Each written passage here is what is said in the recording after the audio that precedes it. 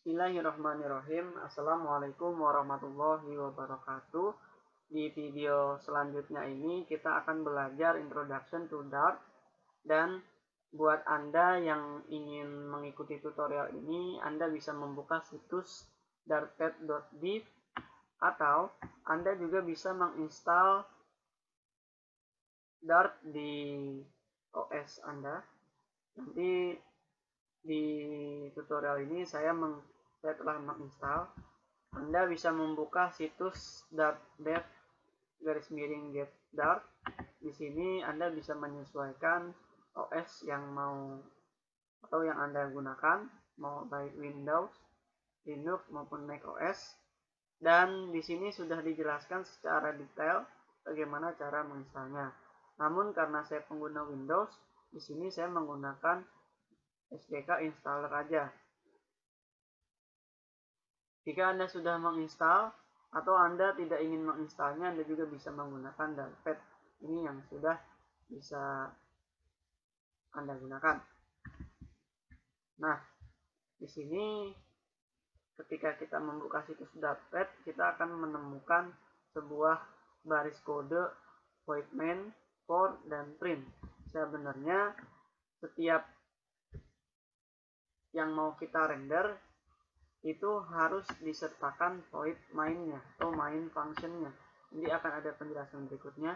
Kemudian untuk for dan print juga akan ada penjelasan berikutnya. Di situs ini Anda bisa langsung ketik run jika terjadi perubahan. Misalnya saya ubah print hello world, kemudian saya pilih running.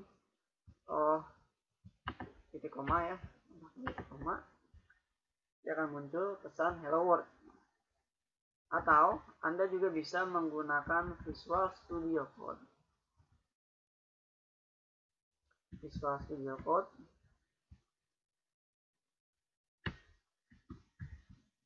ini ya, Anda bisa save dengan, misalnya Anda bikin folder baru namanya Dart example, kemudian di dalamnya Anda membuat file namanya hello.dart. Ini bisa digunakan jika Anda sudah menginstal Dart example-nya. Ada aplikasi Dartnya. Ini print misalnya hello world.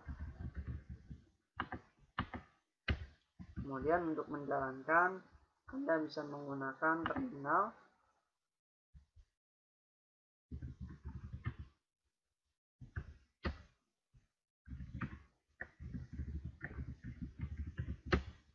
Kemudian ketik dart spasi nama projectnya adalah hello,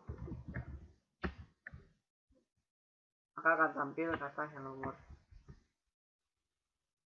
Ini bisa dilakukan jika Anda sudah menginstal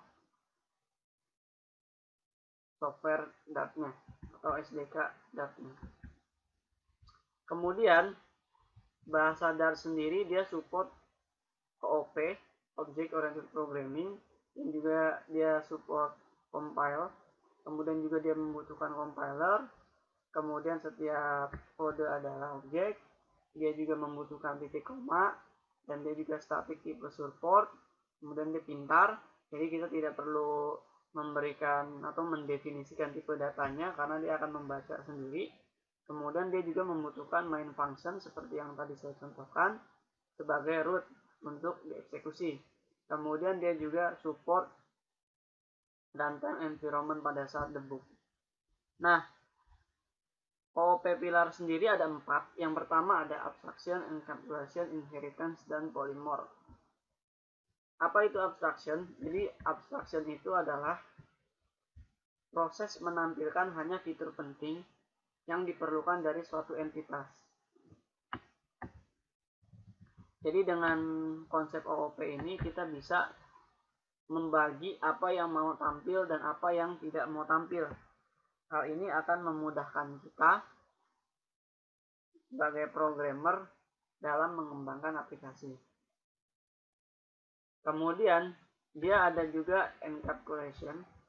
encapsulation ini membungkus data dan fungsi anggota. Jadi kita akan membuat sebuah kelas di mana kelas tersebut nantinya akan berisi function-function tertentu. Dengan begitu kita akan bisa memisahkan suatu pekerjaan dalam suatu kelas. Misalnya, contohnya kelas manusia. Manusia memiliki pekerjaan misalnya makan, minum, bekerja. Nah, saat manusia makan, tidak mungkin dia berbarengan dengan minum, karena nanti pasti akan keselak. Dan begitu juga pada saat dia bekerja, dia tidak bisa juga langsung makan dan minum. Artinya, dengan adanya konsep encapsulation, kita dapat memanggil satu persatu fungsi-fungsi yang ada dalam satu kelas tanpa harus menjalankan semua fungsi dalam satu waktu. Berikutnya ada inheritance atau konsep pewarisan. Nah, kelas utama biasanya tidak memiliki fungsi bawaan, sementara kita bisa membuat kelas turunan yang nantinya bisa membawa function dari kelas utama. Jadi, warisan memungkinkan subkelas untuk memperoleh properti maupun function dari kelas utamanya. Misalnya, tadi saya sudah contohkan kelas manusia.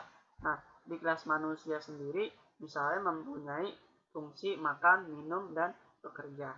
Lalu, saya membuat kelas baru bernama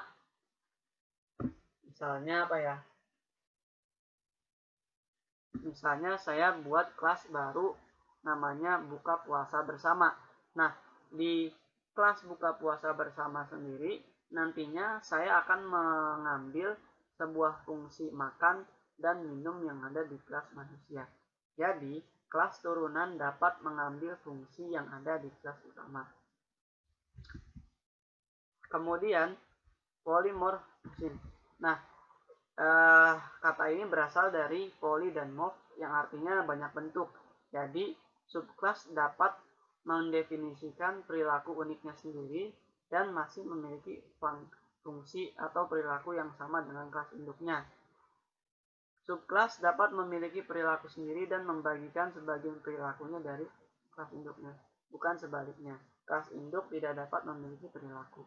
Jadi, nanti si subkelas atau kelas turunan itu dapat menjalankan perilakunya sendiri atau fungsinya sendiri, dan dia juga bisa mengambil perilaku dari kelas utama.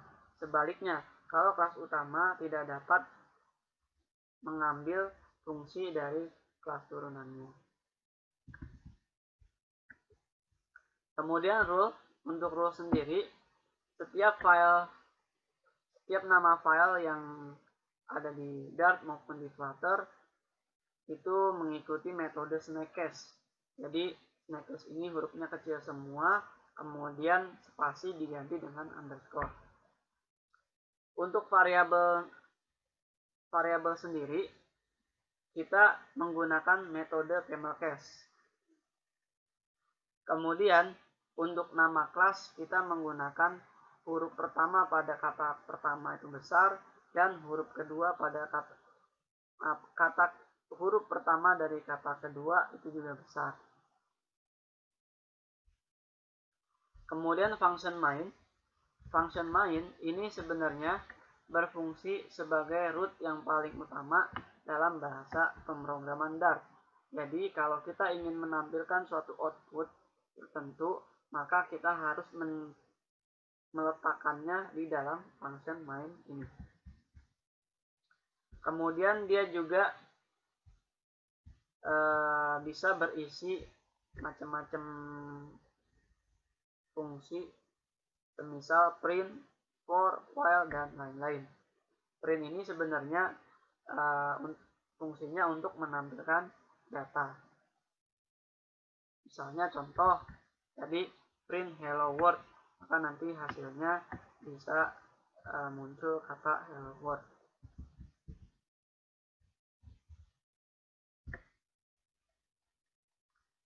Oke, demikianlah video pengenalan basic dari bahasa pemrograman Dart. Pada video selanjutnya nanti kita akan belajar tentang variabel dan konstanta di bahasa pemrograman Dart. Semoga video ini bermanfaat. Assalamualaikum warahmatullahi wabarakatuh.